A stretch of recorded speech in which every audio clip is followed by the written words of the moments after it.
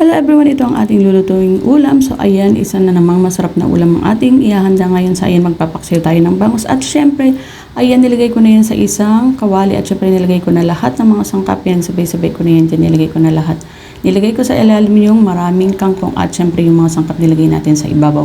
Para talaga namang malasang-malasa yung ating isda. So ayan.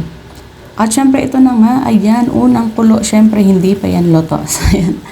Siyempre, ayan lang natin yan na kumulo. At siyempre, nilagyan ko yun ng takip. Hindi ko na lang pinakita sa inyo. Nilagyan ko yun ng takip para yung kulo niya, lahat yan ma-absorb ng ating sabaw. Yung mga sangkap, siyempre. At siyempre, ito na nga, ayan, luto na yan. Hindi ko na pinakita sa inyo. Kung mapapansin nyo, yung sabaw niya, may, medyo nagmamantika kasi nga. Nilalagyan ko talaga ng mantika kapag ako ay nagpapaksiw. Kahit anong isda yan, nilalagyan ko yan ng mantika kapag nagpapaksiw ako para talaga namang malinamnam yung kanyang sabaw. So, ayan ang aking version ng paksiw na bangus na maraming kangkong. So, ayan. Ano ba hinantay natin? Kainin naman tayo. Let's eat everyone. Thank you so much for watching.